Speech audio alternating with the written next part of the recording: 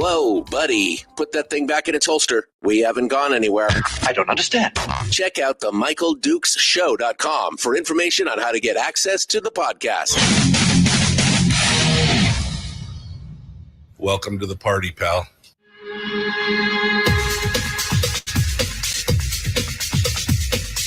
The Michael Dukes Show. The greed and the entitlement is astounding to me. What more could you want from a low-budget radio program? This is a dumpster fire. That's just BS. It is time to get a new perspective. We know just what you need, and we've got just the cure. Open wide and prepare for a steaming hot cup of freedom. I just don't fathom it.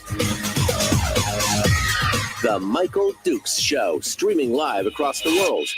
Well, I got caught up in the music this morning. I didn't even, good morning. How are you this morning? Welcome back to the program. It is the Michael Dukes Show, broadcasting live across the state of Alaska on this, your favorite radio station and or FM translator, and live around the world on the interwebs at michaeldukeshow.com.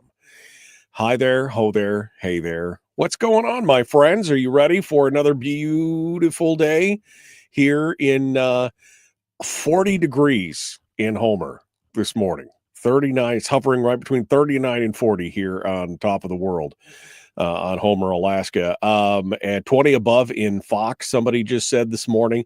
Some beautiful, crazy weather around there. There's apparently still a big weather system coming up out of the Pacific here. So I guess we're expecting more rain, and I mean, who knows? I don't, wait 15 minutes, the weather will change. That's, if you don't like it, just wait 15 minutes. That's kind of what it's like around here. It's Tuesday morning, and that means we're about to do our deep dive into the weekly top 3 with Brad Keithley from Alaskans for Sustainable Budgets. He comes in every week to give us the rundown on what he thinks are the 3 big items we should be paying attention to this week. It's our second to last serious weekly top 3. But that's serious. The beatings will only continue one more week, and then it'll be, and then Brad's going to do a Christmassy whatever, which is the hardest show of the year for him. He said, "I don't know, is it like a bomb on Brad? What are you where's your stuck cat? I mean, come on, right?" Well, I can't do I can't do a spreadsheet for it, so I don't have numbers. I can't refer to anything. I just expect you to go challenge accepted and create a spreadsheet for Christmas. There'll be a graph and there'll be charts where Brad's like, and this Christmas was good and this one is down a little bit. And then I didn't get what I wanted. One Christmas, all I got was my 2 front teeth. And that's the, I expect it to be great. But Brad Keithley comes on. Chris Story, by the way, coming on an hour too. But Brad was with us this morning. Hello, Brad. How was your Thanksgiving weekend? Was it everything you'd hope for and more? It was great. It was filled with eggnog and football and a little reading and a few other things, a couple of shows, and so yeah, it was great. It was great. Good for you, my friend. I'm glad. I figured out one thing though. I may do this entire year, the show the entire year, just to get the green room Christmas music. It is so. I'm sorry for those listening and those viewing that you don't hear, but it is so good. The Christmas green room music is so good. So I'll make sure to drop a link in the chat room for everybody. I'll send Brad the direct link to my Spotify play. It's 10.5 hours of some of my favorite Christmas music in the world. And it's great. I listen to it all weekend. I listen to it every morning before the show. It really puts me in the mood and the spirit. So we're good. So it's a great song list. Well, I'm glad you're as a music aficionado. I appreciate that you appreciate it. But let's now that we've put us all in the Christmas music spirit, let's bah humbug this thing and get to it. It's not really that bad. There's some interesting stuff that Brad's digging into. First of all, there's going to be charts and homework on this first one, which is going to be tough for me this early in the morning. But Brad's going to talk about the challenge facing the fall forecasts for this year. Brad, what do we got here? Give me the rundown. Well, by December 15th, the governor is supposed to provide his budget, and along with the budget is supposed to be the fall revenue forecast from the Department of Revenue. And usually, I have a pretty good feel for both, and I guess I do also for this year. Although there's been some rumors the governor's going to make a new revenue proposal. But usually I have a good feel for what the revenue forecast is going to look like. And this year, if they follow the rules they've followed, I know what it's going to look like. But the question is it going to be realistic? If you'll throw this chart up, Michael, I'll try to talk through it because it's important. And for those of you who are at home, this chart is complex. I feel like I need a slide rule for this chart, but you can view it over on the website or over on the Facebook page at facebook.com/Michael Duke Show /live. And you can look at the chart and follow along. Go ahead, Brad. Well, it's the chart I use for my 8:30 a.m. chart every day, 6 days a week. I don't publish it on Sunday, but it's the chart that I use, that I publish at 8:30 every day. And it's got a lot of things going on. I'm trying to do a lot of things with it. But the thing that's really interesting as we're coming up on the fall revenue forecast is what this says about the FY26, which we're in currently, the FY26 revenue forecast for oil, and what it says about the FY27 revenue forecast for oil. The predictions, or the fall revenue, the spring revenue forecast that the Department of Revenue issued last spring projected $68 a barrel for oil.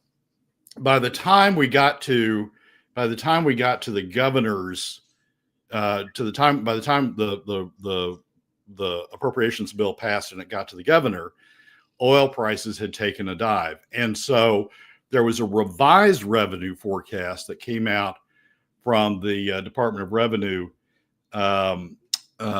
in support of the governor's vetoes that projected $64 a barrel oil. So it was down this is for FY26. It was down $4 from the spring revenue forecast down to the revised spring revenue forecast that that the Commissioner of Revenue at the time issued. And it looks like, if you look at the futures market, it looks like that $68 we've blown through, but the $64 that was the revised revenue forecast on which the governor premised his vetoes looks like it's going to be a good number. If you look at the futures market right now, over the remainder of the fiscal year, the average for the fiscal year is about $65. So that $64 looks fairly reasonable. Here's the challenge. The Energy Information Administration, the Federal Energy Information Administration, issues what it calls its short-term energy outlook. We've talked about this on the show before. And the short-term energy outlook is probably the best of the price projections that you get out there from independent sources, from non-market sources, if you will. You'll get the investment banks that'll come out with, Bank of America will come out with one, Chase will come out with one, others will come out with various projections. But the EIA has a pretty good computer program factoring in supply and demand, and is pretty good at projecting price. They're projecting, it's the dotted red line or the dashed red line in the middle of this chart. They're projecting a big drop in oil prices over the first half of next calendar year, the last half of fiscal year 26. And that projected drop would take the average price for FY26 down to $60 a barrel. Again, in perspective, DOR's spring forecast was 68. The revised revenue forecast that came out in support of the governor's vetoes was 64. And if you look at EIA, it takes it down to $60 a barrel over the year. Some think that's too pessimistic. But the thing about EIA is they've been showing this trend down for a while now. We talked about it in October, maybe. They've been showing this trend down for a while now, and the market has sort of started bending toward what EIA's projections have been. The futures market is still elevated from that. The futures market is still showing 65 a year for FY 2026. So the futures market hasn't bent all the way down to EIA, but there's a lot of explanation behind EIA's projection that is pretty solid in terms of the muted demand that we have, oil demand in the world, global oil demand, and the increased production that's coming out of OPEC's announcements, OPEC Plus announcements, plus the additional findings around the world, or the additional projects that are coming on stream around the world. So it'll be interesting to see what Department of Revenue will likely do what it always has done, which is take the 10 days, the futures market 10 days in advance of the date they publish the projection, and base the price on that. And so we'll likely see out of Department of Revenue somewhere in the $64 to $65 range, which is what the futures market tells you now. But we may be facing a much steeper price decline in the first half of next year. That over the course of the legislative session price is going to deteriorate, and it's going to make for a really interesting legislative session, because the discussion is going to start with the fall revenue forecast, but you may see the market trending away from that. Right. The even bigger issue is FY27, the budget that the legislature will be putting together this coming spring for the subsequent fiscal year, FY27. And Department of Revenue in the spring revenue forecast projected $67 for FY27. The futures market currently is telling you $63 for FY27. The EIA forecast for FY27 right now is $56, $11 less than was in the spring revenue forecast, and $7 less than is in the futures market would tell you right now. So if DOR makes a projection for FY27 based upon the 10 days that we're going to see in advance of the projection coming out, if they're going to make that, then we're going to see a projection in the range of $63, which is down significantly, materially, from the $67 in the spring forecast. Can you break it out for us just a little bit? I mean, the differences here, I think some people are like, okay, 67, 63, 56. When we're talking about an $11 difference, what kind of revenue hit are we talking about for the state? So we're talking about probably $35 a barrel in terms of the difference per dollar. It gets a little bit shallower the deeper you go, because the minimum floor kicks in. But we're probably talking $35 a barrel. So with a $10 difference, which is what we're talking about for FY20, more than a $10 difference for FY27, but with a $10 difference, we'd be talking about a $350 million difference in revenues between what was projected in the spring revenue forecast versus for FY27 spring revenue forecast versus what EIA is telling us to look for in FY27 now. So from 67 to 63, what is that? That's $140 million between what the spring revenue forecast projected and what the futures market tells you now, between 67 and 63. When you go down to 56, we're going down another what? $7. So we're going down another $250 million maybe between those two projections. Those are big numbers when you're looking at the revenue side. I mean, we're only getting $2 billion or plus or minus out of oil now. And if you're talking about dropping that $250 million, you're talking, that's a fairly big drop. That's right. So these are fairly big, and the drop on the FY25 from 68 down to 65. So 68's what the Department of Revenue said in the spring forecast for FY25. down to 60. So that's $8. That's what, 300 or some odd million plus or minus for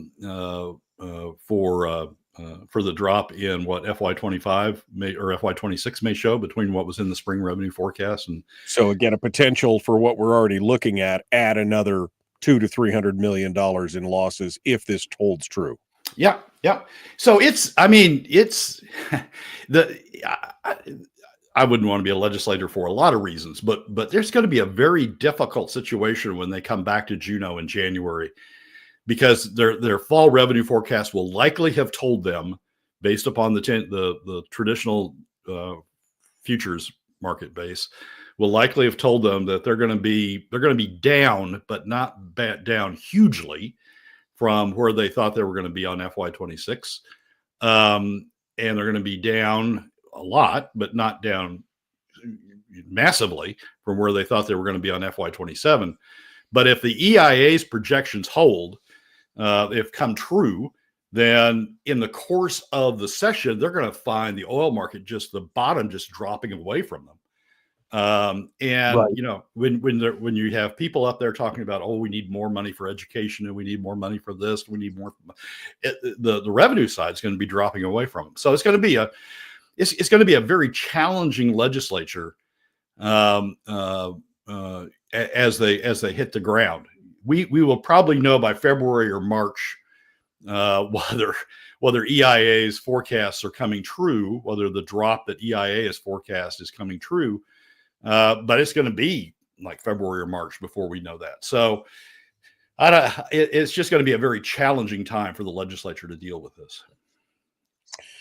All right. Well, we'll have to see what this looks like, especially if you look at this chart and you see the IAE line drop in January, February, and March, of course, right at the beginning of the session.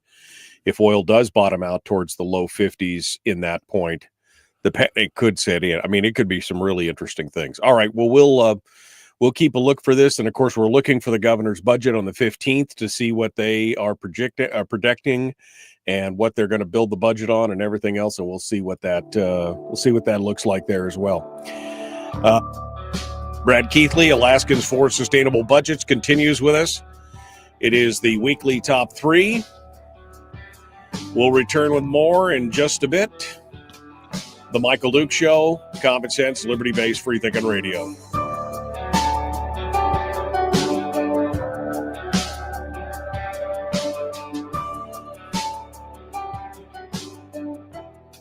If you missed the show, you can listen to it on your time with Dukes On Demand.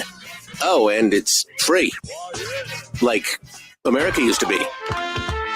Streaming live every weekday morning on Facebook Live and MichaelDukesShow.com. Okay, Brad Keithley, Alaskans for Sustainable Budgets. The weekly top 3 gets started here. I'm sorry, I forgot to push a button before we got started, and so I just want to make sure that we're all good here. Okay. All right. So we're looking at everything here. What do we got? And then Jim just said, "There's a new gas line." Oh, I'm not even talking about that this week, but no, Jim, there's not a new budget. There's not a new gas line coming. In fact, this is kind of like the old gas line argument at this point. We're not even going to really talk about that this week, but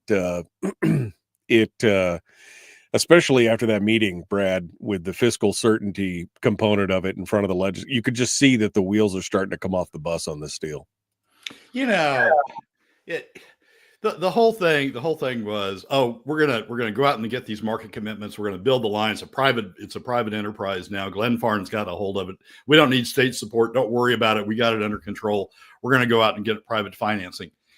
And I could just, I've been around this a long time, and I could just see they're trying to build up expectations before they walk into the legislature and say, oh, and by the way, we need these 20 things from you, these 20 supports and 20, commitments and 20 financial concessions in order to make this thing work. I knew this was coming. And you could just see it, but that they tried this whole build up about it's a private venture and we're going to get private financing and we're going to, enter into all these market it just, and here it is. Sure enough, it's coming in. I will say, for those who have been around this long, it is the contract they're talking about, the commitments they're talking about are essentially the same commitments that Governor Murkowski proposed in 2006 in connection with the producer line, in connection with the line that was then proposed by Conoco, BP, and Exxon, that was a line to the lower 48 at the time. And it's the same package of things that Glenfarne's talking about as was in the package that Governor Murkowski proposed to the legislature in 2006. And that just blew up. I mean, by the end of 2000, you remember 2006 was a pretty bad year for Murkowski. The legislature sort of rebelled on him. He lost the primary to Palin. And then, in the election of 2006, Palin beat Tony Knowles, and Murkowski was out by the end of 2006. So it's not, I remember that time clearly. And the legislature just could not deal with all of the various pieces that it was being asked to provide assurance on and support on and supplement on. It included the property tax, fix at the time. And right. And so I'm just sitting here seeing this play out again. And the legislature, I mean, talk about deer in the headlights. That was back when we had $15 billion in the bank, right? I mean, that was back in the day we had money. Yep. And they still were like, whoa. Yep. And so and if this plays out the same way it did with Murkowski, if that whole package hits the legislature and they do the same thing the 2006 legislature did, which was we're not going to approve all this. If they do that, I mean, you can see it'll be interesting to see what goes on in the governor's race during the session as that package hits the legislature. I mean, are gubernatorial candidates going to endorse that sort of thing? If so, they may find the same erosion in support that Murkowski had in 2006. And I know there was a lot of other things going on with Murkowski, but that was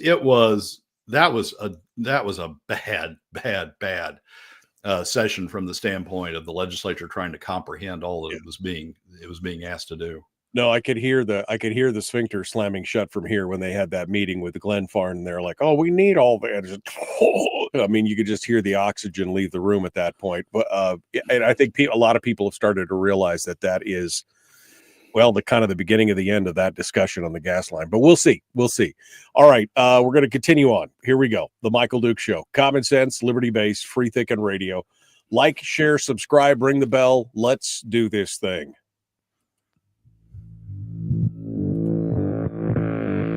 Public enema number one. Oh, wait, sorry. Public enemy number one, which makes more sense. On the other hand, he's a little bit of a pain in the Michael Duke Show. Yeah.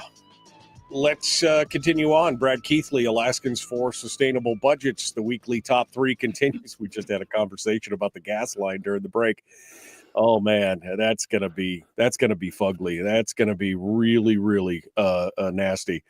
All right, but now we're on to number two of the weekly top three, where Brad asked the question: is Lieutenant Governor Dahlstrom duplicitous or just dumb? I mean, it's just dumb. I mean, it's Brad. Okay, Brad, hit me with it here. What are we talking about? So Lieutenant Governor Dahlstrom, candidate for governor Nancy Dahlstrom, wrote an op-ed in the ADN entitled "An Endowment Can Guarantee a Reliable PFD for Generations." And it's just dumb.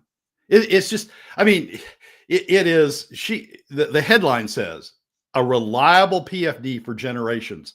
The body of it says, if we do all these things, then we're going to have a reliable PFD. It starts out by attacking the $1,000 PFD. Fast forward to 2025, after the smallest PFD in decades, just $1,000. families are hurting and furious. And then she goes on and she has this long about how we're going to fix the permanent fund, turn it into an endowment, and that's going to fix the PFD. The endowment approach that is in legislation before both bodies, before the Senate and the House, and that Dahlstrom talks about in this article, does nothing with respect to the PFD. It doesn't guarantee any level of PFD. Indeed, it doesn't guarantee a PFD at all. All it does is change the way in which the structure of the permanent fund is set up. We currently have the two account structure. We've talked a lot about it on the show. The proposal is to merge the two together. That does nothing with respect to the PFD. There's no provision in what's been proposed in the legislatures in either body. There's no provision in what Dahlstrom talks about here that guarantees any sort of PFD. All it does is tighten the permanent fund into one account, and the provisions that are before the bodies would open a back door into it. Dahlstrom at least sort of checks that, but there's nothing in there that provides a guaranteed PFD of any amount. It doesn't say you'll get $1,000. It doesn't say you'll get $500. It doesn't say you'll get $2,000. It is silent. And it leaves the legislature with the continued ability, as it's done since 2017, leaves the legislature with the continued ability to continue to cut the PFD, use PFD cuts to fund government, to divert that money, withhold PFDs, and divert that money over to government. So when she says, it's going to fix the PFD and it's going to ensure that, let's see, this isn't about politics or Juno games. It's about giving families certainty, a dividend you can count on every single year. No more $1,000 surprises, no more last minute fights. It doesn't do that. It doesn't do any of that. It doesn't fix that problem at all. It doesn't address that problem. And so here, the question I have, is she being duplicitous, intentionally misleading by a headline that says an endowment can guarantee a reliable PFD for generations, a body of the article that says, we're not going to have any more $1,000 PFDs. That was a horrible thing to do, to cut the PFD down to 1,000. We're not going to do that anymore. When her proposal doesn't affect that at all. Is she being duplicitous, intentionally misleading Alaskans with this article by saying, hey, I'm going to fix your PFD by doing nothing, by making these changes over to the permanent fund, the permanent fund? Is she being intentionally misleading, or is she just dumb? Right. That she doesn't understand what she's saying. There are other things in this commentary or in this op-ed by her that I find sort of falling into the same category. She talks about the fact that the merger of the two will, it enables the Alaska Permanent Fund Corporation to invest aggressively for maximum growth instead of being forced to hold cash just in case the legislature demands it. A fully protected endowment earning higher returns, compounds faster. Independent modeling shows this approach delivers more. There's nothing. I went back and looked at the first quarter financials for the Permanent Fund Corporation. What they're holding in cash is $2.6 billion, 3% of the overall amount is what they're holding in cash. They ought to hold that in cash anyway. And so they're not holding a ton of cash away from and not investing a ton of cash, waiting on depending upon what the legislature is going to do. They've gone ahead, relied on the statute as they should. They've gone ahead and invested a heavy amount, as they should, for maximum return. They're not investing it the right way, but they've gone ahead and invested a heavy amount, and they're holding a little minimum in cash. And that's exactly what they ought to do. It's exactly what they would do. It's exactly what they would do under the new model as well. There's not this hidden. The Permanent Fund Corporation is using this argument as an excuse for how bad their investment returns have been. Oh, we got to hold all this cash because we don't know if the legislature is going to call for more than 5%. No, they're going to take more out of the earnings reserve than the 5% provided by. So we got to hold all this cash, and that's why our returns have been so bad. That's not right. Their returns have been bad because they've invested badly. But it's not been because they've been holding cash, because when you look at the first quarter results, they're only holding 3% of the balance in cash. So Dahlstrom is off. Dahlstrom is it looks like she's bought the permanent fund corporation's argument hook, line, and sinker. And talk about a sinker. I mean, she's sinking with it. She doesn't she either doesn't understand what she's saying, or she's intentionally misleading people by what she's saying. Right, because again, people don't understand the disconnect in this argument between combining the permanent fund and the payout of the PFD. Because as of this point, the payout of the PFD is decided by the legislature. They've ignored the statute. There's nothing in this combining of the funds that would force the legislature to then follow the statute or make any other changes. If it gives them more money, they will just spend more money, because there's no regulator, there's no mechanism by which you can hold them accountable to change that. And if she did this because she, one, just doesn't understand, or if she's being duplicitous, either one disqualifies her as a legitimate gubernatorial candidate. Absolutely. There's no reason to spend any time thinking about Nancy Dahlstrom after this. I mean, if this is the kind of financial thinking that we've got in a candidate, I mean, Tom Begich is better than this. There are a lot of candidates that are better than this. There are a lot of candidates that at least understand. It's going to be interesting, Michael. This may be a litmus test on gubernatorial candidates. It may be a good question to put to gubernatorial candidates. What is your position on merging the two account permanent fund corporation system or permanent fund system into a one account system? And if they say, well, I'm for the merger, then ask them why. And if they spew this sort of stuff, then we can take them off the list too. We may get to who our candidate is by elimination of what the candidates are saying about this proposal, because it demonstrates they have no understanding of how A, the permanent fund works, B, how the permanent fund dividend works, or C, the reality of how the permanent fund corporation right now is investing money and the amount that they're holding in cash right now. So it's a disqualifier for her for sure. And if other candidates take this position about supporting the merger on these grounds, or frankly any other grounds, if other candidates take this position, it's a disqualifier for them as well. It's disappointing, because I'm seeing more and more of this talk about the combining of the funds and some of the different people that I've run into. But when you pick at that position, then they start going, what? See, they're buying the top level gloss of this story, and because not many people really understand how the permanent fund works, or how the dividend works, or how any of those things are tied together. So on the surface, they're buying the surface argument of, combining the funds will save us all, not realizing that it opens up the back door of the corpus, and that of course there's no connection between the payout of the PFD and the combining of the funds and everything else. And they don't even understand the investment strategy.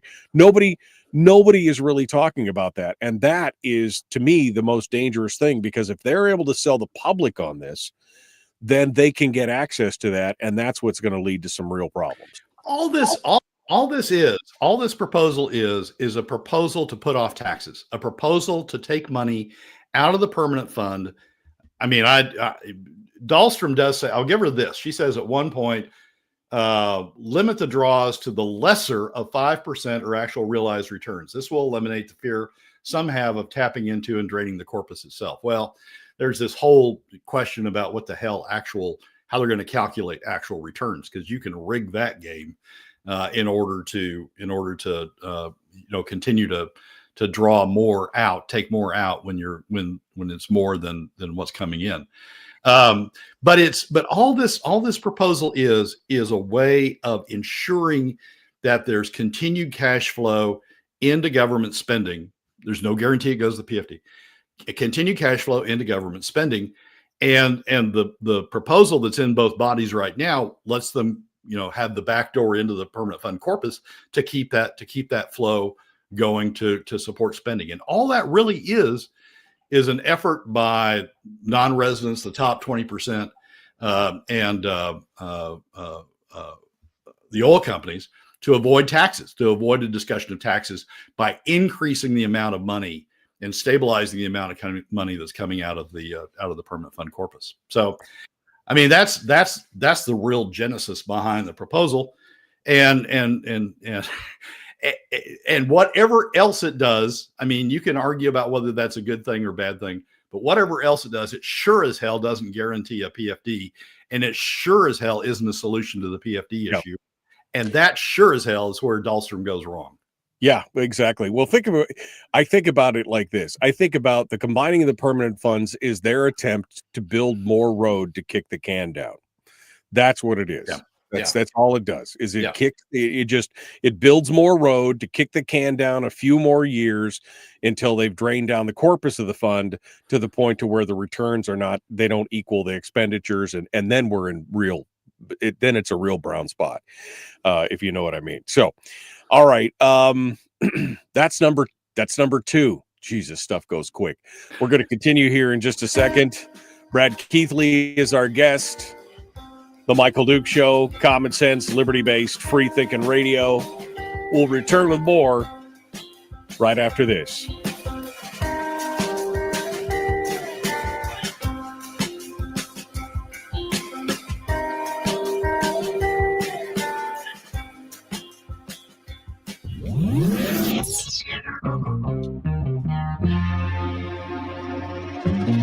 Listened to by more staffers in Juneau than any other show because their bosses told them to. And after what they just heard, oh man, they're going to be pissed. You're a bad, bad man. The Michael Duke Show.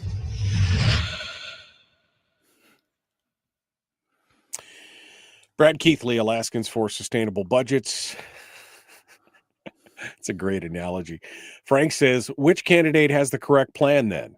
Well, I don't know if anybody's got the correct plan yet, but you will know that the candidate is not correct if they're calling for a combining of the permanent fund.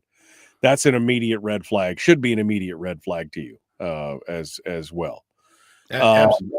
Have you asked, I've listened to some of the interviews you've had with some of the gubernatorial candidates. Have you asked them about this issue as you've gone along? Yeah, I've asked it as kind of as a sidebar topic. Bernadette is the one that I've had the most conversation with, and I've actually had it on the air with her about what you've talked about the returns of the fund and changing out the board members and things like that. And she's the one I think she's the only one that's actually referenced some of the things that you've talked about in that. But no, I have never talked to Nancy Dahlstrom. I tried to get her on the program last go around when she was running for Congress, and they just never, didn't want to be bothered to come on, apparently, is the thing. But this is the problem. And I think Bradley maybe has knocked onto something here. He says the problem is we're getting less and less qualified candidates. But is that because those who are qualified are smart to not get involved in government? Too many hands able to control whose hand gets in the cooking jar and how to spread the cookies wisely. I mean, maybe that's it. Maybe the smart ones are like, I'm not touching that with a 10-foot pole. Why? This is my question, and this is really my question for a lot of the gubernatorial. Why would you want to be governor now? I mean, is it to save us? Because I surely wouldn't want to step into that brown mess, is what's going on right now, because you're going to be one person fighting against 60 yahoos. All they want to do is spend money, right? I mean, that's what we're looking at right now. Yeah,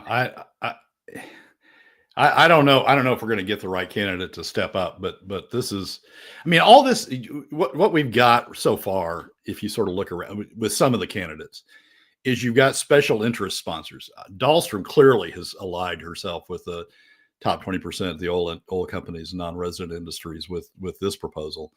But you got Tom Begich, who's really, appealing to the K through 12, to the education community.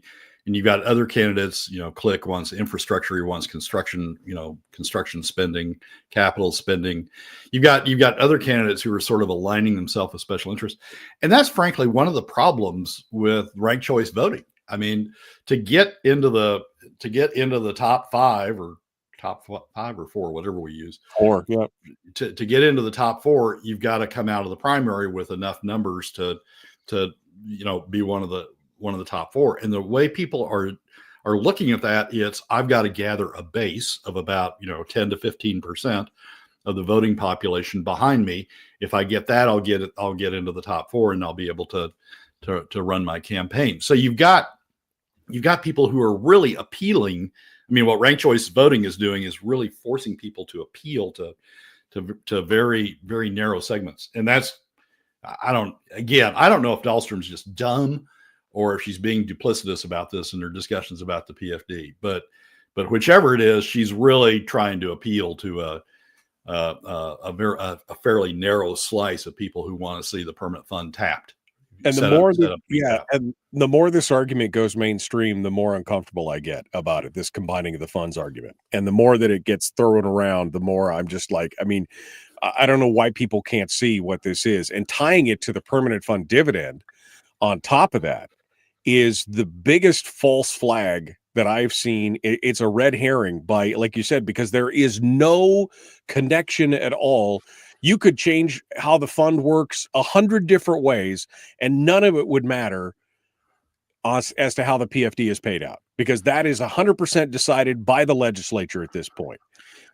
You know, if they tied, if the proposal that comes out of the Senate or if the proposal that's in the legislature is to put in a provision in that constitutional amendment that guarantees the PFD at a certain amount, and we can evaluate what the amount is if they do that. If that's the proposal that comes out, that may be something worth talking about. But right now, it's not that. It is much more tap the permanent fund, or rationalize how we're going to get more money out of the permanent fund by this proposal, and without addressing the PFD issue at all.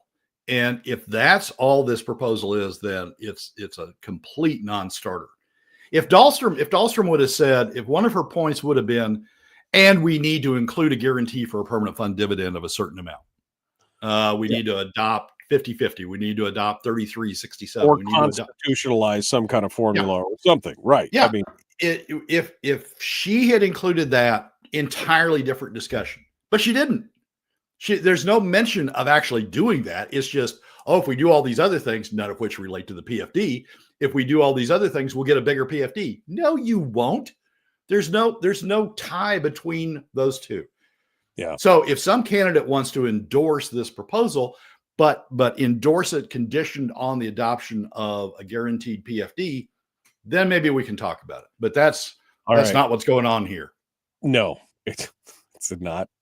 It's a hot mess. Here we go. The Michael Duke Show. Okay, here we go. The Michael Duke Show, proudly splitting the left versus right dichotomy. Yeah, I had to look that word up too. I don't think it means what he thinks it means. Here he is, though. That guy, Michael Dukes, the one with the show. And Kim says, then you've got Click Bishop blocking his constituents who question anything about the way the PFD is appropriated. I mean, yeah, these candidates for governor are kind of self-selecting themselves, I think, at this point for discard at this point. All right, Brad Keithley, the weekly top 3 continues. We're going to jump back into it here. Number 3 of the weekly top 3 starts out with, Ralph Samuels is a nice guy, but Brad, Ralph Samuels is a nice guy, but is he PFC material?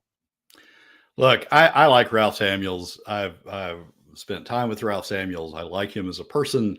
I've supported him in the Republican primary in 2010 when he ran against Sean Parnell in the primary. He was a very alert and very intelligent legislator when he was in the House of Representatives. Before that, he's been a good ambassador for Alaska over the last since he lost the race for governor, in various positions of supporting trade associations, heading trade associations, and supporting various activities in that regard. Nice person, but he's not what we need on the Permanent Fund Corporation. Dunleavy's appointment of him to the Permanent Fund Corporation, I think, is a big wasted opportunity on the part of the administration. Look, the Permanent Fund Corporation ought to be all about investment professionals and people who understand the investment industry and understand how to make investments and understand how to listen through the bullshit when investment advisors are telling you ought to go with their product as opposed to some other product. And it's somebody who understands that we ought not to be paying $1 billion a year in terms of investment advisory fees like we are now, and is able to sort of parse through how we get rid of that, and somebody who's able to think about, alternative investment strategies that, for example, the Buffett approach, the 90-10 approach that we've talked about on the show before. It ought to be somebody who's conversant. We ought to have people on the PF Permanent Fund Board who are conversant with those sorts of investment issues, and knowledgeable about those investment issues, because that's what the Permanent Fund Board, the Permanent Fund Corporation, is supposed to be doing. They're supposed to be maximizing our return through investments. Ralph and Jason and others would be great appointments to ADA, which is how you invest money appropriated by the legislature to them, invest money into the community to build business. They would be great appointments to ADA. They are horrible appointments to the Permanent Fund Corporation. We've talked about this on the show before, but I want to go back to it for a second. The University of Texas, or Texas, has a combined Texas and Texas A&M combined investment company called UTIMCO, the University of Texas A&M Investment Management Company. And UTIMCO is probably the most comparable sovereign wealth fund out there to what we have. I mean, they take resource revenues earned by the universities through their ownership of lands in Texas, and then invest them, and they're investing them for maximizing the return. Here's how UTIMCO is described. UTIMCO is a not-for-profit corporation modeled after investment management companies organized by Harvard, Princeton, Stanford, and Duke universities to invest their respective assets.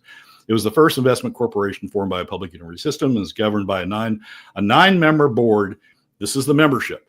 A 9-member board consisting of at least 3 members of the UT System Board of Regents, 4 members appointed by the UT System Board of Regents, 3 of which, so we got a 9-member board, 3 of which that are appointed by UT, University of Texas, must have a substantial background and expertise in investments, and 2 members appointed by the Texas A&M System Board of Regents, 1 of which must have a substantial background and expertise in investments. So 3 from the UT appointees and 1 from the A&M appointees must have a substantial background and expertise in investments. That's 4 of the 9 of the UTIMCO board that then must have to have that sort of background.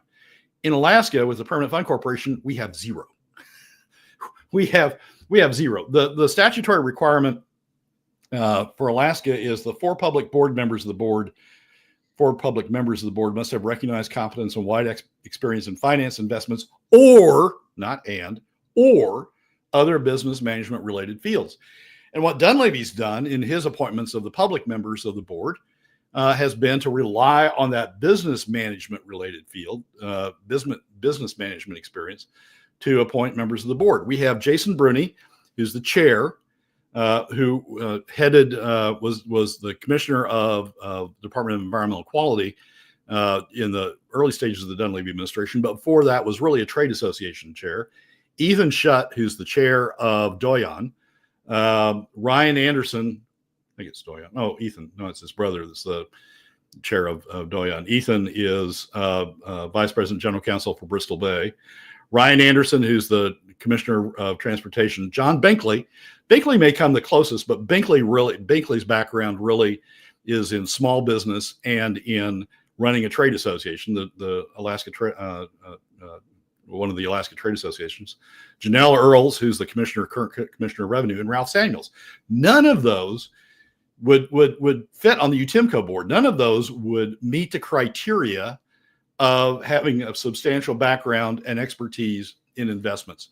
So Ralph's a nice guy. Jason's a nice guy. They'd be great over on the ADA board. They'd be great in addressing how you spend money or how you invest money that the legislature appropriates you to build Alaska businesses. They'd be great at that.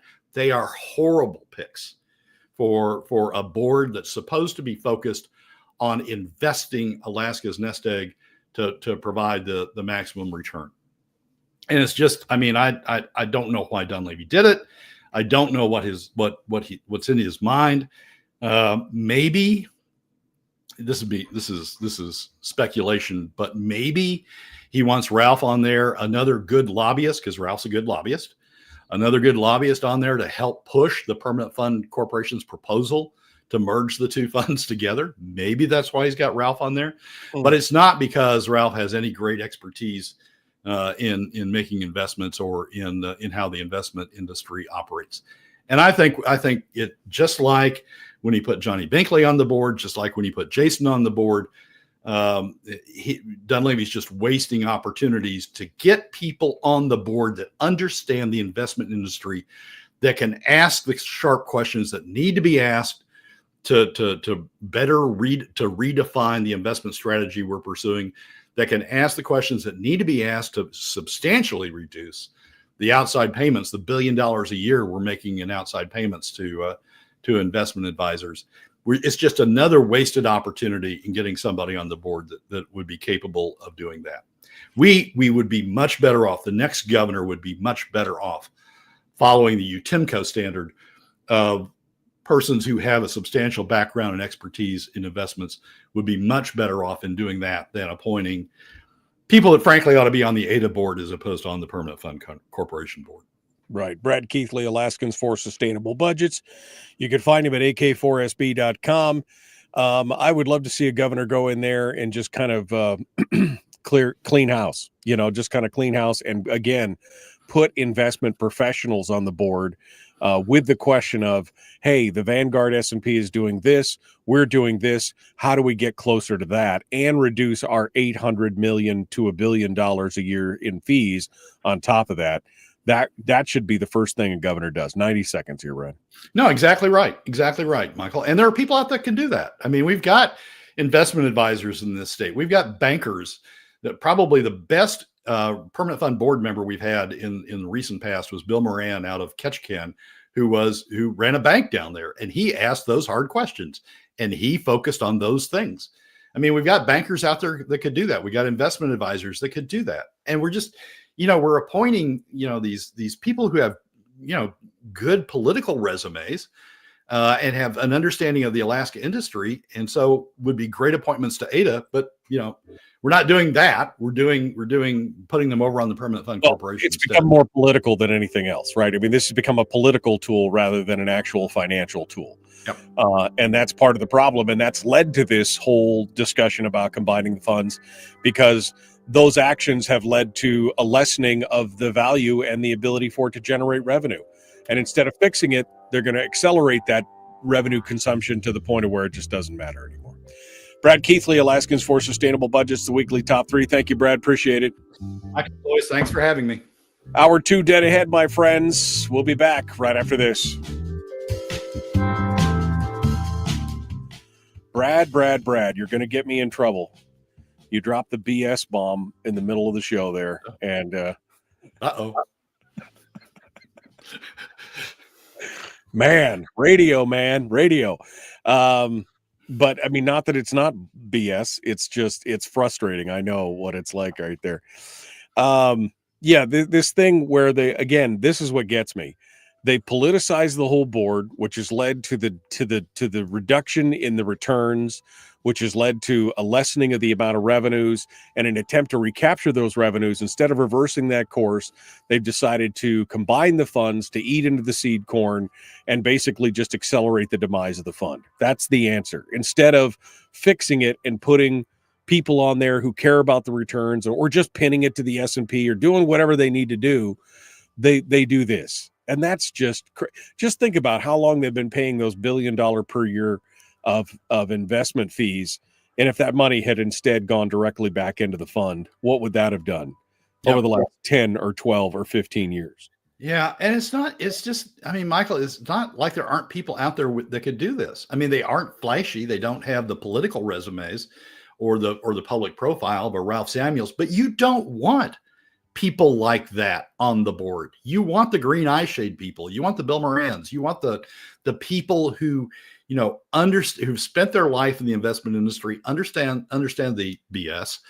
I know we're not on the air now, so I could say it, but understand the BS that is being spewed by a lot of these investment advisors, and can cut to the chase and say, why aren't we doing this? Why aren't we doing that? We don't need to be doing this. We don't need to be doing that. Ralph maybe he's done great with his 401k. I don't know, but it's not, he doesn't have that background and expertise in that area. Put him on the ADA board. God, he'd be great on the ADA board. He's a fiscal conservative. He'd be great at evaluating whether we're getting the bang for our money in terms of investing in Alaska business. He understands Alaska businesses. He understands where that money would actually do some good and where we're just wasting it. It would be great. It would be great to have him on the ADA board, but he's just being wasted on the Permanent Fund Corporation. And it's just so disappointing when we have one of these opportunities come up to put somebody on the board that understands this stuff. We just waste it. This administration has just wasted it. We got about 3 minutes here, Brad. So what do you see coming into the end of the year here? Obviously, the governor's budget is going to be a big deal. We're 2 weeks away from that. That'll be our final. I'm sure that'll be our final weekly top three. But what do you think here? What do you think is we're going to be looking at? What are you going to be watching? It's just going to be a particularly challenging legislature next year. I mean, you're going to have the potential that oil prices drop away from you. The floor drops away on revenues. You're going to have a lot of pressure. I mean, that's what the whole K through 12 education task force is sitting there, right? I mean, they're to bring a lot more pressure to increase spending on K through 12. Now you're going to have all this LNG, the line stuff showing up saying, oh, we need this guarantee and that guarantee and that guarantee and that guarantee and this agreement. And, those all have revenue implications. Some of them have spending implications. And so the legislature is going to be hitting all of those.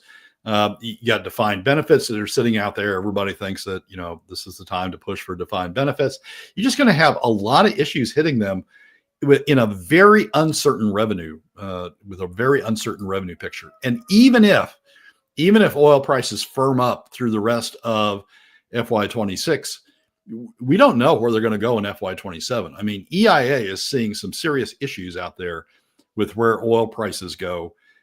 Basically, it's that OPEC wants to regain market share, and OPEC's willing to take a reduction in price in order to regain market share. And EIA is seeing some very serious issues out there in FY27. So it's just going to be a very difficult legislature. The governor's budget will start that. I hope the governor proposes makes some sort of revenue proposal, because we desperately need that in order to replace PFD cuts. But it's just going to be a very difficult legislature in the next session. Any talk of revenue is almost a death knell at this point. I mean, we've had, Bernadette has said she's vehemently opposed to new taxes. Shelley said that. Everything else. And again, it's not that we want taxes. It's not that I want taxes, but there's got to be a discussion about where the money comes from. And you've got to start, so either you have to cut $2 billion out of the budget, or you have to find some other way to make it work. But there has to be some kind of downward pressure with some kind of spending cap of some kind. I mean, this has all got to happen, but nobody's willing to take that first step. Yeah, well, and let me say this. Ben Carpenter tried to take the first step and immediately got butchered on the field. Yeah. So everybody else is like, whoa.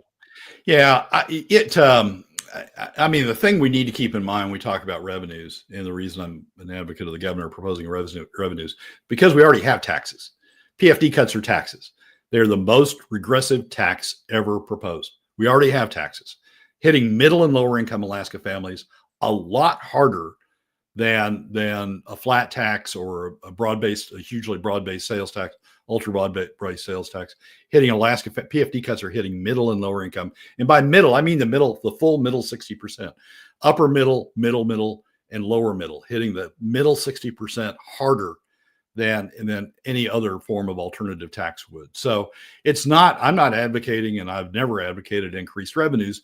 I'm advocating revenue design to replace the regressive taxes we have currently with a much broader base, much lower impact on the overall economy, much lower impact approach out there. And so that's why when some say, well, the governor may be proposing that would be a good thing. Yeah. All right. Well, that does it for us, Brad. Go put your fire out. We'll see you. We'll see you later, my friend. Thank you for coming on board. Michael, thanks for having me. All right, folks, we got to go. The Michael Duke Show, Common Sense Radio.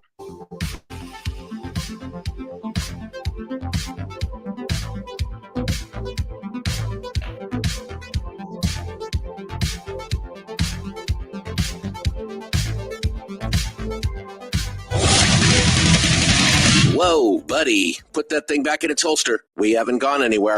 I don't understand. Check out the MichaelDukesShow.com for information on how to get access to the podcast.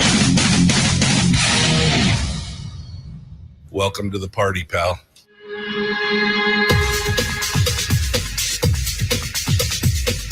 The Michael Dukes Show. The greed and the entitlement is astounding to me. What more could you want from a low-budget radio program? This is a dumpster fire. That's just BS. It is time to get a new perspective. We know just what you need, and we've got just the cure. Open wide and prepare for a steaming hot cup of freedom. I just don't fathom it. The Michael Dukes Show, streaming live across the world.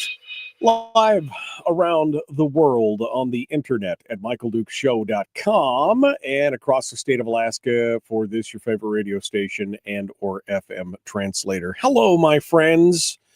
Welcome back to the program. It is the Michael Duke Show, Tuesday edition of the Big Radio Show. We just finished up with Brad Keithley from Alaskans for Sustainable Budgets. He came in with the weekly top 3, and boy, there were some doozies in there. And we're going to talk just a minute about that here because I just don't know what's going to happen in this coming session. It is going to be, what did somebody say? It says it's going to be a bloody poo show, is what Terry said in the chat room, and she's not wrong. I mean, it is going to be a poo parade like you have never seen before this next session. We already saw it, what happened in the last session, and we saw some of the commentary. We saw Bert Stedman, all the members of the finance committee up there holding a press conference, and Bert Stedman says, well, next year is going to be really bad, kind of quasi horrific, but we don't want to talk about that. And it is, the problem is avoidance is not a strategy.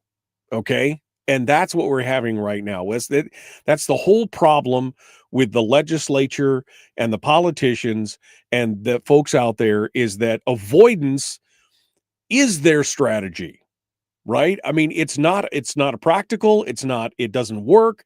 It doesn't do anything. It's all very short term, but essentially avoidance is the strategy. Again, you go back to I don't have the sound clip anymore. I took it off my little board here, but I used to have the sound clip of Bert basically saying, well, we just shouldn't talk about that. Well, but we have to talk about it. Okay. Going back to the chart that Brad had up earlier in hour 1. And I know you folks on the radio can't see the chart. But Brad he puts it up every morning, at 8:30. Or whatever. You can go out there and take a look at it. Just go over to ak4sb.com and take a look at this chart. But you can see this chart. And the chart basically it's got one major, I guess I should put it back up since I'm talking about it. It has one major problem in this chart. The major problem is, well, there's a lot of problems, but the major problem is that according to the international, to the EIA, the the federal agency where he gets these numbers, which he said had proven out over the course of years, you could see what happens in the dip starting in January. The dip starting in January, oil prices just start to plummet. January, they project 56. February, they predict 54. March, they predict 53. Right?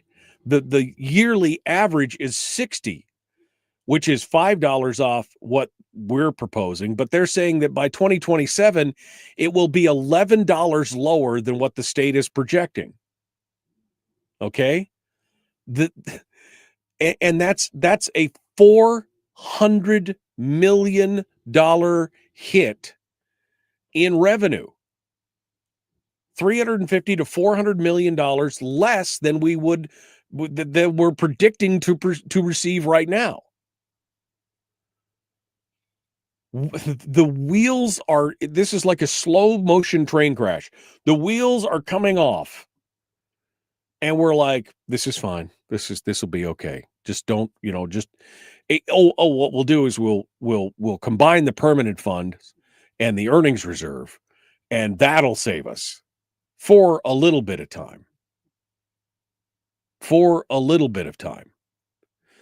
And here's Bert Stedman, last year when we had a good opportunity to talk about some of the challenges that were going to be facing us in this coming fiscal year. And he's like, oh, we shouldn't talk about that. Oh, the walrus is up there. We shouldn't talk about that. Oh. Okay, Bert, come on. We should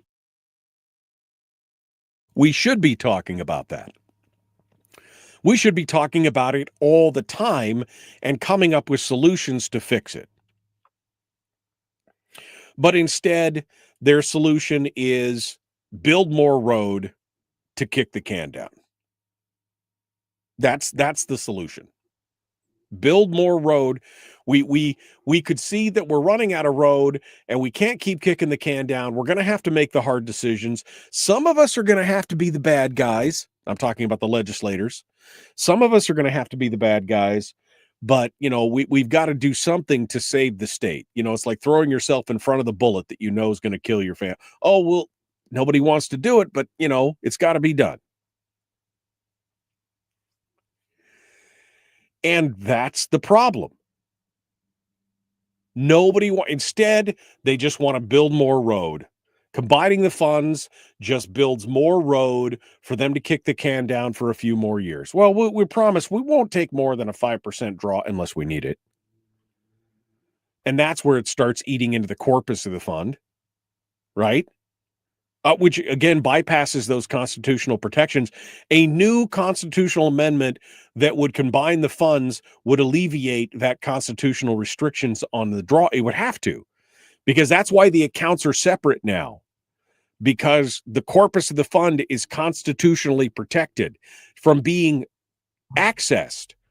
That's why they needed to be a constitutional provision to combine the funds, because that's the only way they can do it. We need to talk about, where is that soundbite? Because it is so appropriate to go over that and be like, well, wait, why shouldn't we talk about? We need to talk about it. We need to talk about the fact that we are facing a fiscal crisis. It is a crisis, my friends. With the governor's budget expecting and anticipating his 10-year forecast every year, his 10-year forecast saying it's going to be, that we're going to have a $1 billion to $1.5 billion deficits moving forward. And then you see this chart and you see that the EIA is saying, well, really what's going to happen is the bottom's going to drop out. And President Trump's out there pushing for more and more. He wants to get, we need to get gas prices down for the average American, which is great for the average American. It's great for the average Alaskan who's trying to fill up their truck every time or do their heating oil. But at the same time, it's horrific for the state of Alaska. So now we're going to lose another 200 or 300 million going into the next fiscal year on top of all the other problems that we've got. And we got the supplemental budget from this year going into next year. That's already predicted to be over $200 million from what I'm hearing.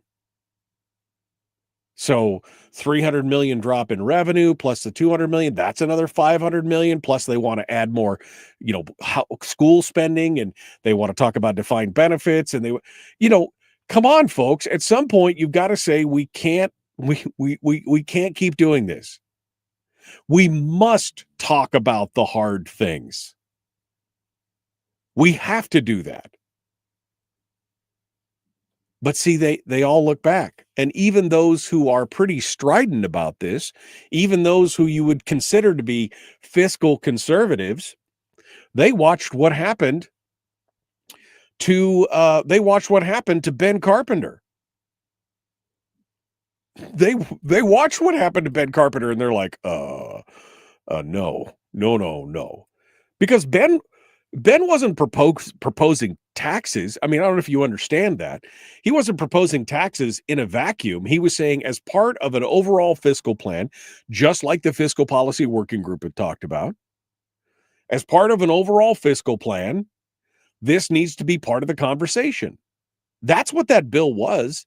He had wanted it to be combined in all these other bills, but the legislative, the wonks in the legislature said, well, that's all single separate, has to be a separate deal. And even though it has to do with fiscal policy, even though it all has to do with a comprehensive fiscal plan, this is the bureaucratic way.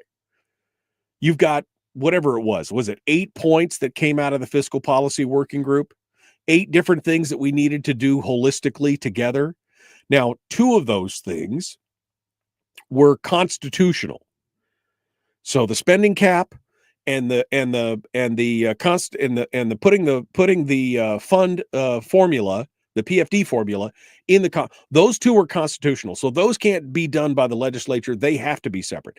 But the 5 or 6 other things are all part of a fiscal plan, comprehensive fiscal plan. And their argument is, well, it's just a single subject. It is a single subject. That's all interpretation, baby. That's all there's some bureaucrat and there's like, well, we really don't want them to do it because if they, because it would reduce state spending overall. But let's not talk about it.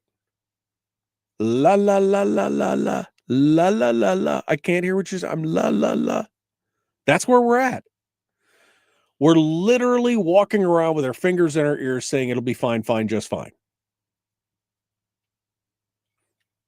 And I was so surprised that Bert brought that up at that meeting. I'm going to have to go back and soundbite that. I can just tell right now because I'm going to have to play this over and over and over again. He brings it up in the meeting. The upcoming fiscal cliff. The fiscal crisis, the problem, but then says, but we don't want to talk about that right now. We shouldn't focus on that. We need to focus on now. The problem is that's all you've done is focus on the now. You're focusing on the now. You're not thinking long term. We just want to make it good now. Sometimes you have to make it bad now to be able to survive the then, right? We all know that. I mean, in our household budgets, in our business budgets, sometimes we got to tighten the belt, we got to quit eating out. We got to lay off some people. We got to do whatever it takes in the short term, which is not fun, which is not pretty, which is pretty ugly and painful at times, to make sure that there is a tomorrow. That's the problem. And what we have is a legislature that collectively, there may be some individuals out there who want to talk about it, but collectively they've said, no, we're just not going to talk about that. We're going to focus on the now. What can I get this half of the session, this month, this year? Not what is going to happen when I do this. What is going to be the ramifications 3 or 4 years ago? For every action, there's at least 3 unintended consequences, right? There's 3 unintended results. So what are you doing now? And so if we just keep going, no, we can't. I'm sorry, we can't talk about that. because that hurts my feelings. We can't talk about that because we need to make sure that right now is great. That's the problem. It's the same thing, Nancy Dahlstrom and this endowment thing, this combining of the funds. Somehow that's going to make the permanent fund reliable for generations. There is no connectivity between combining the two funds and a payout of the PFD. Now, if she had, like Brad said, if she had put something in there that said that we connected, okay, maybe. She didn't even say that. The headline reads, and her first paragraph reads about how she wants to save the PFD for the people. And then she goes on about how we're going to take this fund and we're just going to build more road to kick it down. We've got to talk about this. I mean, we joke about how Tuesdays are doom and gloom Tuesdays, right, with Brad. But this is why I have Brad on the program, because if we don't talk about these issues, they're just going to continue to destroy us. I've often said it's like the addict, right? The addict will never acknowledge there's a problem until they hit rock bottom. And just when I think that Alaska is about to hit rock bottom financially, something saves us, something changes us, or somebody swoops in with an idea to combine the funds to build more road to kick the can down, or whatever. But you're already seeing it. You're seeing the rats fleeing the ship, right? You're seeing legislators not running for re-election. They're stepping out. They're like, peace out. I'm gone, right? Sorry, I gotta go be with my family. I gotta run for higher office. I gotta do this. I gotta do that. I'm telling you right now, they can see the writing is on the wall. And I guarantee you will see more people step out in this next 18 months. You'll see people who will be like, yep, I've done my duty. I've served my time. And now here we go. I'm done. Because nobody wants to be in the room when the music stops, because there's 50 people and 2 chairs. That's what happens. Okay. Well, I'm just a ball full of sunshine, aren't I?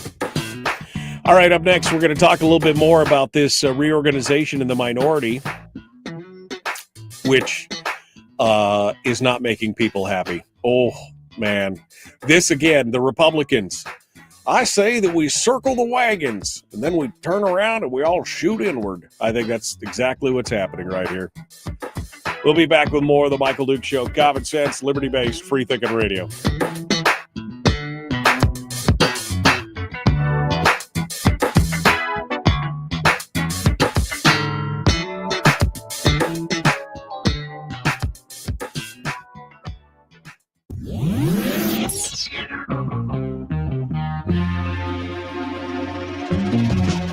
Running on 100% pure beard power. Oh, also some coffee. We dip our beard in coffee. Ha, nice beard. The Michael Duke Show.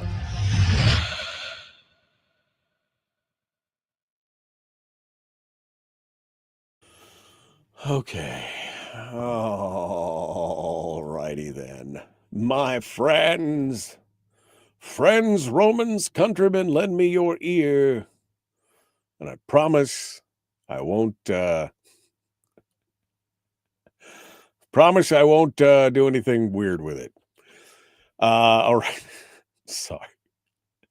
Let me go over here and just try to fix this. All right.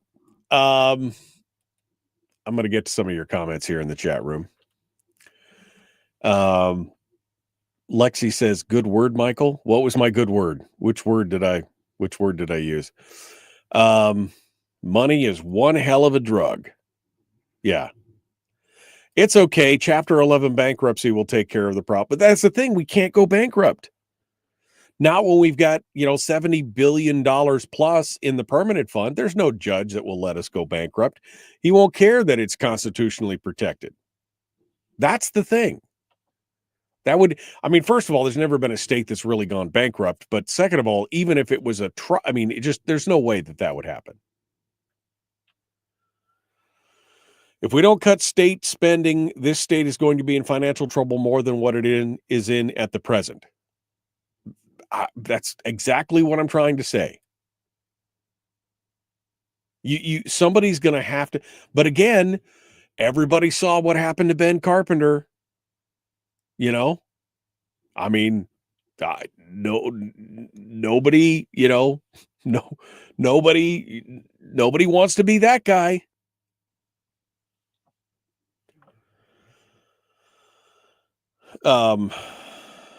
Yeah. Frank says, nobody wants to be in the room when it collapses. I don't see any seats that have no candidates. Yeah, but look at how many of the old hands that are currently in the legislature are bailing out. That's what I'm saying. It's not that there's not people who are going to try and step up and fix it. Maybe because they're just naive little sheep and they just don't, you poor little lamb, you just don't know what you're stepping into. But the ones that I'm talking about are the ones that have been there for 20 or 30 years. It's crazy. They're the ones that are stepping out. The Republican women of Fairbanks. You just said that we have to talk about these things. Now Republicans are talking about it to each other, and it's called circling the wagons. No, what I'm talking about is holding a meeting where not every member is present on short notice. And after some of your districts have with vacant seats have said, please hold off on doing anything until we have a full representation, and then holding a vote anyway. That's what I'm talking about in circling the wagons. I'm not saying you guys can't have a talk. That's not what I said. That's not the comparison that I'm using. A conversation is different than some kind of weird powwowed, kind of last minute under the radar vote being taken. That's what I'm talking about when I'm talking about circling the wagons, because it just exposes to the whole world that there's a lot of infighting going on in the supposed, tight caucus. That's what I'm talking about. Okay. As long as we have the permanent fund, there's no way we can file for protection under bankruptcy. And that's 100% right. That's what I'm saying right there.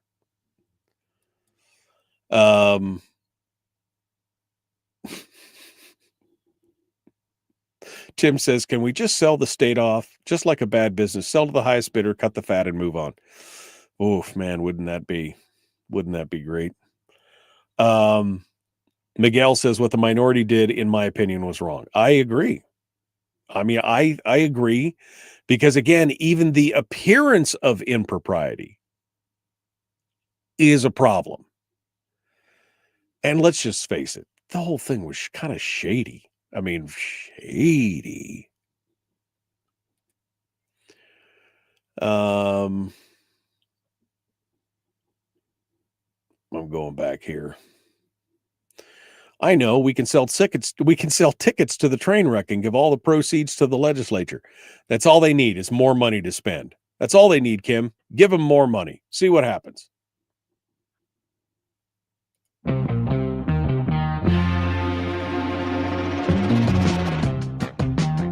The Michael Duke Show. Seriously humorous with a pinch of intellect. Sorry. That is humorous. Here's Michael Dukes. All right. Let's continue here. I want to talk about this minority vote, which some are calling a coup. I see that. Oh, I guess it was McCabe who was quoted in the ADN as calling it a coup or a coronation. He was one of the ones that didn't attend, wasn't able to attend.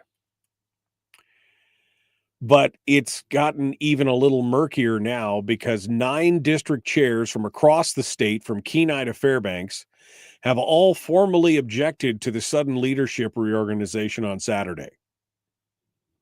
9 letters were sent, and the objections were framed as condemnation, condemning the actions of the members.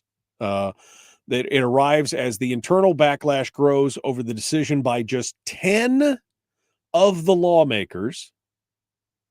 10, is it 19, right? 19, so it's a 19 minority. 10 of 19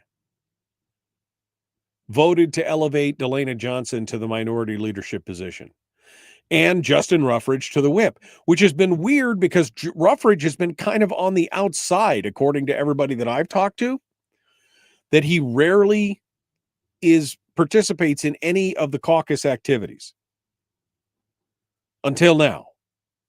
Until now, when the thing goes on. There was a letter that went out. One of the letters states, as Republicans, we support fair elections on every level. This, they contend, was not a fair election. Because, again, only 10 members voted. The ADN article actually gets into it deeper than the Must Read article and tells a little bit of the story. Apparently, the notification for the meeting went out at 1 p.m. or something, and the meeting was held that evening. And some people didn't even see the note until after the meeting was already done. Some people were doing other things. Frank Tomaszewski was in the middle of a fundraiser. So absent from the meeting were McCabe, Sarah Vance, Jamie Allard, Will Stapp, Frank Tomaszewski, and apparently David Nelson. Although David Nelson was able to give his proxy vote to another member, apparently. And several of the absent members were out of state on holiday. Here's the thing. This is my bone of contention with this whole thing. Well, it's legal, it's lawful, it follows the rules of the caucus. I don't care. The appearance of impropriety is the problem. This whole thing, this whole grand experiment that is America, is built on faith and trust in the system, right? I mean, we all know it from a variety of levels. It's all built on faith and trust in the system. That's why, when you get bank runs come from a loss of faith and trust in a financial institution, or you get a depression or some kind of recession, it's because of a loss of faith and trust in the financial systems, right? And everything else, it's a thing. So when you have the appearance of impropriety, it causes people, right or wrong, to lose faith in that system or institution. And we've got a minority that we were already hearing was kind of fractured, right? They kind of forced Mia Costello out. That was the word. Either you're out or there's going to be a vote, right? So she takes the graceful way out. So we already know that there's some kind of squabbling going on behind the scenes. We don't know what it is because, well, none of us are members of the caucus and it's all closed doors. But then we see this last minute, 7th hour on a holiday weekend vote. Wait, by the way, I should say, where is the thing here? Ruffridge and this is again from the ADN article. Ruffridge and Johnson confirmed that they had not initially planned to vote on selecting a minority leader Saturday. But they said it became evident during the course of the meeting that there was an interest in filling the leadership positions. Now, this is after the two districts, Rauscher and Tilton's districts, said, please don't do anything until we fill these seats so that we are represented at the table in the minority. That's what they said. But despite that, Ruffridge and we weren't going into this. We not initially planned on a vote, but it just kind of happened organically. The vote just kind of came about organically. Now, again, surprisingly, McCabe had thrown his hat into the ring before for minority leader. And so I would assume had he been there, he would have thrown his hat into the ring as minority leader, and there may have been a different vote. I don't know. But even if this had been McCabe and McCabe had been voted in, I still would have said, wait, guys, you got two empty seats that aren't even those people deserve a voice. I don't care who you voted in, one way or the other. This is just a bad look because it appears shady, right? I mean, it's not just me, right? I mean, I'm asking the question. It's not just me, right? That sees that looked at that. When I first read the article on Monday, I was like, what? What happened? It just appears shady. Now, in the article, and the one thing that people aren't really talking about, Delana Johnson admits that the caucus could vote again on leadership roles after the vacant seats are filled. Will it happen? I don't know. That's what should happen, quite honestly.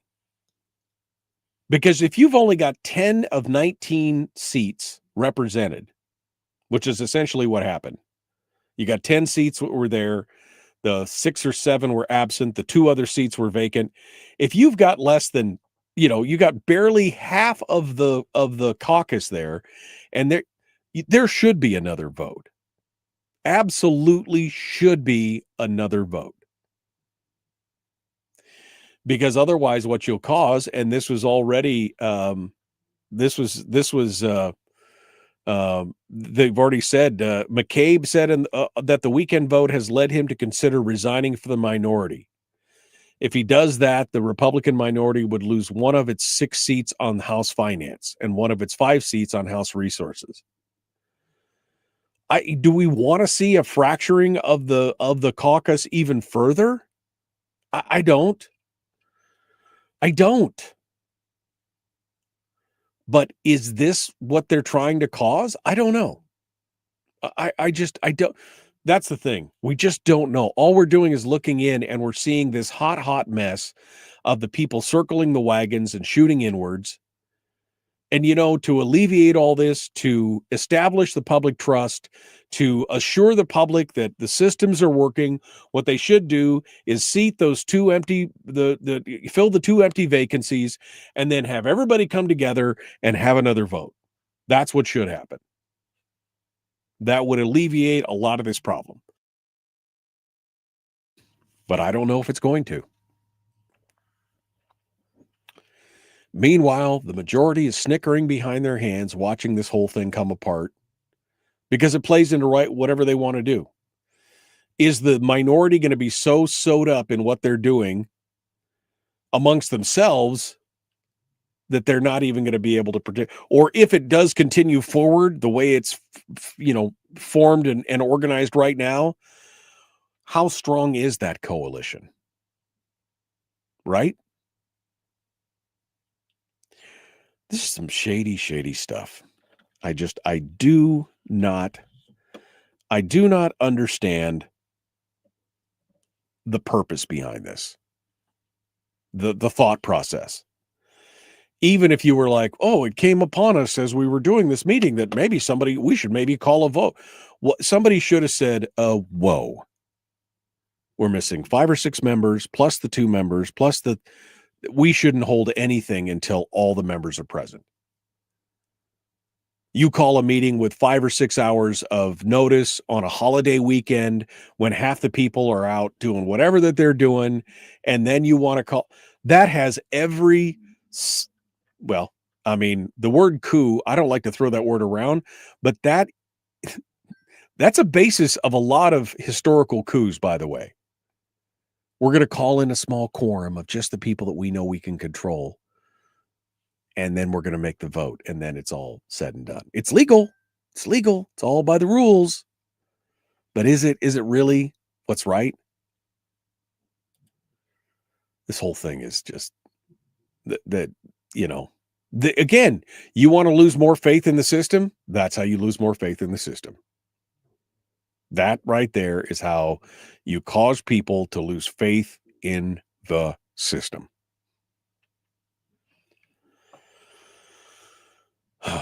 All right. Sorry. Just got a little heated about that. Because again, I just hate to see my favorite team sabotage themselves. Right? That's what I hate. My favorite team to sabotage themselves. I hate that. Ugh. Ugh. All right, we got to go. The Michael Duke Show continues. Chris Story is up next. We're going to need him. You know, we're only 22 days away from... No, we're only 20 days away from me being on vacation. And I can't wait to start getting into some of the funner stuff. Which reminds me, tomorrow, we're going to have the founder of Wheelchairs for Warriors on the program for the full hour, an hour or two, to talk about how they got started and that whole thing. I just want to find out about it. Joe Geldhoff, and I know Donna Ardwin's going to be here on Thursday. I hope Joe Geldhoff will be here with her. And we're trying to get the folks from the Nikolaeva School on as well to talk about that thing. So that's kind of fun. Anyway, we'll all be back. Don't go anywhere.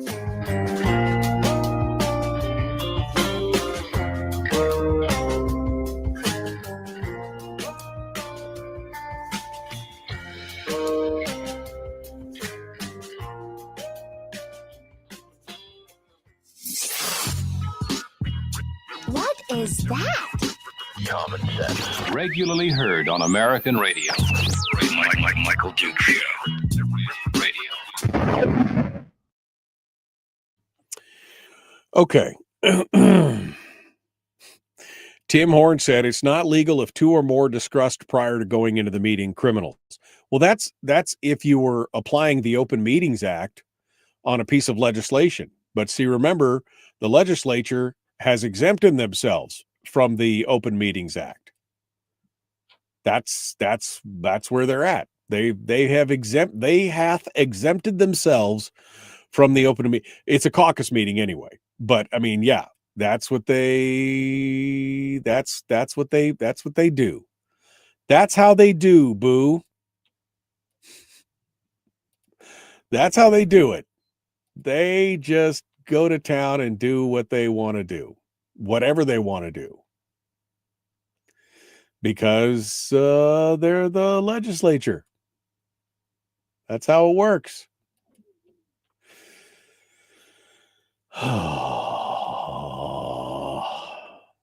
Yeah, I know. It hurts my soul too. It hurts my soul too. All right, Chris Story is on the line here. Let me bring him up into the program to do it. And see what he has to say right here. I got so many buttons I got to push. It's this button. This is the button that I wanted right here. Let's get Chris on. Hello, my friend. How are you? Good morning. Wonderful. How about you? You know, I'm not too shabby. Not too shabby. How was your Turkey Day weekend? Very nice. Yeah, very, very quiet as one would like. And yeah, it was surrounded by family. It was very, very nice. No complaints. You're way too sedate today, man. What's going on? How are you? Are you excited? Yes, Michael. I'm saving energy. I'm saving, it's like, hey, this, I can't be on 24/7. Come on. You are such a jerk sometimes. Okay. Anyway, Chris Story, what's our topic today, Mr. Story? Well, I ran across an article that I thought was pretty cool. So I'm calling this 10 by 70. And I'll just kind of get into it, obviously, when we come back. But the article was about if you've achieved these 10 things by age 70, you've lived a more meaningful life. And I thought, okay, let's get into that. 10 by 70. What are these 10? Do they matter? Is it just a clickbait, or do these 10 things really make the difference? Okay. All right. Well, we'll find out. You were just listening to me rant away about this whole thing. Have you been following this whole deal with the reorganization of the minority? You got any thoughts on this? No, none whatsoever. See, you see how gray your beard is, right? Right. This is the stress you take on for the rest of us, so we don't have to. I don't have to think about these things and come up with solutions because I know you're whiling away and spinning and always thinking about this. And I'll just go, all right, Mike's going to get this. He's going to figure it out. And then we'll go from there. I don't need to worry about it. That's what we pay you for. I hate you so much right now. The Look at that picture of me. Look at that dark, thick, lustrous hair. You think I get that from worrying? Yeah. Did we get that? What was that? Where did that come from? No, what we needed was. Oh no, I took it off. I had the one where you had the Fabio locks. That one was perfect. I mean, well, just let me quickly synopsize it for you real quick. Do you think that it's great that an organization calls a last minute meeting, has only half of their members there, and then calls an impromptu vote to reorganize the leadership with half their members missing and 2 of the seats actually vacant? Does that seem righteous to you, or does that just kind of seem shady? Oh, yeah. And I would say there's an agenda. Somebody's agenda, was met, obviously, right? It wasn't maybe the people's, but yeah, no, that does seem like that's worth stressing about. I mean, it's really interesting because can you ascribe best intentions? Was it calculated or was it just, I think, Hanlon's razor or Hanlon's law, sometimes known as to never assign malice to what can otherwise be ascribed to stupidity, could come into play here. Was it naivete and just, we didn't know no better? Or was it malice? I guess that's the question. You've landed on the side of malice. Right. Yeah. I mean, I just feel like that's the thing that this, I get I don't know that it's intentional, but even if it's not intentional, the again, the appearance of impropriety in and of itself is problematic. That's what I'm saying. All right. 70, 10 and 70, 10, 70, 10 in 70. Okay. 70.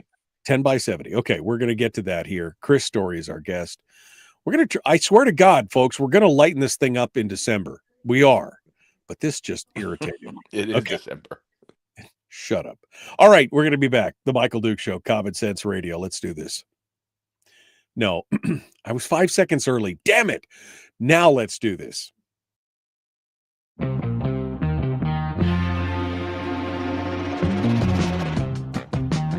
The Michael Duke Show. Seriously humorous with a pinch of intellect. Sorry. That is humorous. Here's Michael Dukes. Okay. Chris Story is our guest, and we bring him on every week because we love him, even though he treats me really poorly sometimes. But he's going to come in and give us a weekly life coaching lesson, a little bit of an uplift, maybe some positivity after I just tore everybody down. And he's going to talk to us today about 10 by 70. Mr. Story, what's going on, my friend? Would now be a good time to just say thanks for the birthday wishes yesterday, Michael, because that meant the world to me that you were thinking about me on my birthday, December 1st, coincides with World AIDS Day. Is now the time to bring that up, or should I have done that in pre-production and said, hey, you missed my birthday yesterday and I cried myself to sleep? Which would be better? Because you're the professional here. Don't care. All right, 10 by 70. What are we got? God, see, this is why people always wonder, why are you mean to Michael? This is why. Okay, so I ran across this article. Get a guy's birthday one time, I mean, hell, I forget my wife's anniversary all the time, or our anniversary all the time, and you forget that one time. That's funny. So I do, like you, Michael, I'm in constant state of show prep. I'm constantly surfing and looking for ideas and interesting things to bring to my audience. And this particular article caught my eye, and I immediately dismissed it as clickbait and not going to look at it. And then I went back to it, and I was like, oh, maybe there's something here. And this is the premise. If you've achieved these 10 things or done these 10 things by the time you reach the age of 70, the article claims you've lived a more meaningful life than most. And you see baked into that article's headline is the clickbait part of it, like, oh, more than most. Maybe I've lived a more meaningful life, or I haven't. And either way, you get FOMO, or you get some sense of arrogance. But I thought let's look at it. So the number one thing is, again, if you've achieved these 10 things by 70, you've lived a meaningful life. Here you go. Number one, maintained at least one genuine lifelong relationship. One. Okay. I mean, and lifelong, boy, that's that's going back a ways. That's like from cradle to grave. I guess I'd say I had two. I had two until I forgot your birthday. Now I only have one. So sorry. Yeah, that's done. So you're like 9 by 70 now. Good luck. This is diminishing quickly for you. But I thought in terms of like, okay, from the moment I was born, my brother was there, and my older brother, and he's I think he's exactly your age, Michael, and you remind me of him, and and specifically, as I was mentioning before, he also is prematurely gray because of all the stress he takes on for everybody else, and so you guys have that in common. But just one genuine lifelong relationship. And so I guess lifelong is, somewhat predeterminate there. I mean, you don't know. You're going to hopefully going to live long past 70. But I think, yeah, just the emphasis that relationships and close relationships, real relationships is, yeah, that's really important and truly is a plank of a meaningful life. You'd agree with that, right?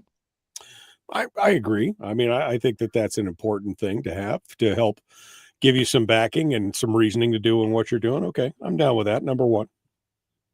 Second thing is that you've helped raise or shape a compassionate human being. That you've helped raise or shape a compassionate human being. I like that from the standpoint that if you have children, they needn't be successful as measured by the metrics of society or social media or whatever. But what if they were compassionate? Wouldn't that be amazing? And that's really, I'd much rather have a compassionate human that I've helped raise or shape than some other measurement of success. And then you think, well, wait a minute, what if you didn't have kids? Can you not have a meaningful life? Well, I think there's something to say, for those that have always wanted kids and couldn't or didn't have them. You've probably helped shape and form people's lives, maybe consciously or imperceptibly. So have you had an impact, a positive impact on somebody who's turned out to be a compassionate human being? I think that is pretty powerful. So I'm kind of hooked already. Just 2 in. All right. Okay. So number three. All right. If you learn to forgive people who've never apologized.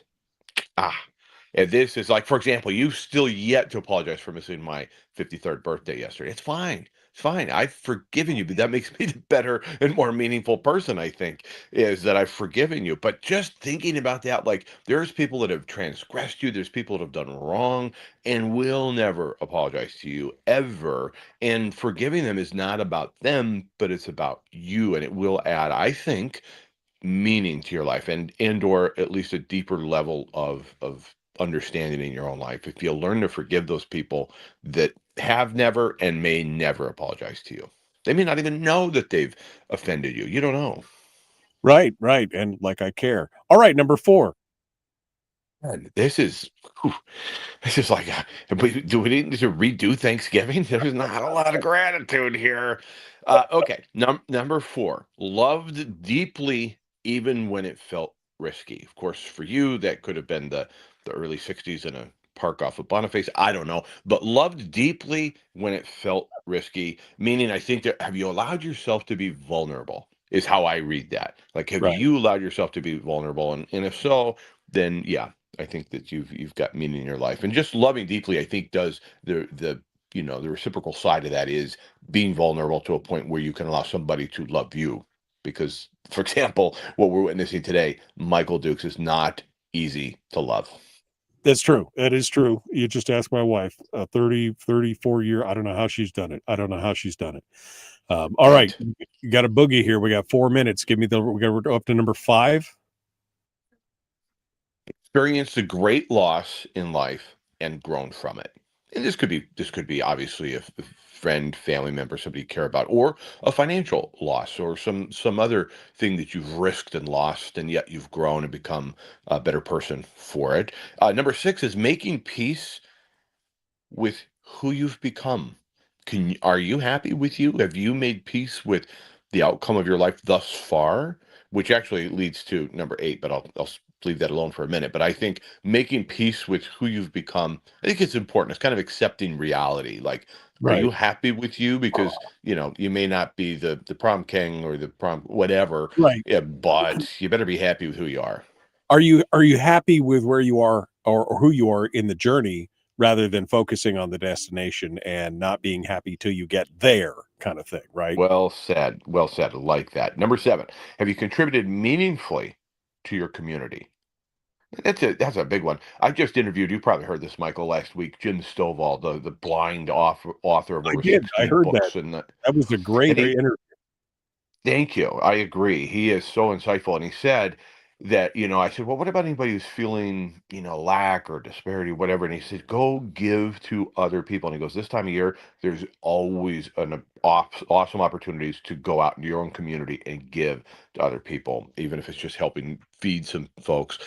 So have you contributed meaningful to your communities? Number 7. Number 8, have you taken full responsibility for your own actions? Have you taken full responsibility for your own actions? I think that, again, that comes back to making peace with yourself. Like, because where you are with what you've got is as a result of your own actions or inactions. Have you taken full responsibility for what you've done? Number 9, have you pursued joy on your own terms? And kind of the way I read that is like, well, I in some ways I really have, and I've called my own shots. In other ways, maybe I'm still trying to, please some arbiter of the publishing world or some other. I'll know I'm successful when. No, wait a minute. I've pursued this on my own terms. I really have. That means a lot, and maybe that resonates with you. And then the 10th thing that you'll know if you've accomplished this by 70, you've lived a meaningful life. Is have you learned how to be truly present? And that kind of ties back to what you were saying. Not looking too far forward or in the past, regretting your life, but are you living in this moment, in the present? And that's what hooked me. I was like, you know what? I like this. This book ended well. Because if you can learn to live in the present, I think that is a meaningful life all the way through. No matter what you've got, don't got, have done, haven't done yet. If you're in the present, you're living a full life. That's a pretty good list overall. I mean, I think that I agree. yeah, if you could look down those lists and check those off and feel like, yeah, I feel like I've hit pretty much one of those, every one of those. I don't know about the loss so much. I mean, we've all had downturns. I haven't had a major loss, I guess, but I think that we've all dealt with the disappointments and everything, but I think that's a pretty good list to go over. It's a good share. All right. Well, Chris Story, 10 by 70. If you already have marked off all 10 of those, then you're ahead of the game. And you could thank Chris Story for it. You could thank Chris Story for it. Merry Christmas and happy birthday, my friend. I appreciate you in many ways. Even when you treat me, what was the old proverb? Those that despitefully use you and abuse you. Anyway, I really appreciate you. Thank you, my friend, for coming on board. Thank you, Michael. All right, folks, we're out of time for today. Tomorrow, we're going to be talking to the founder of Wheelchairs for Warriors and maybe somebody else. We'll see you. All right. Chris, any final thoughts since you're still here? Or are you just going to hang up on me?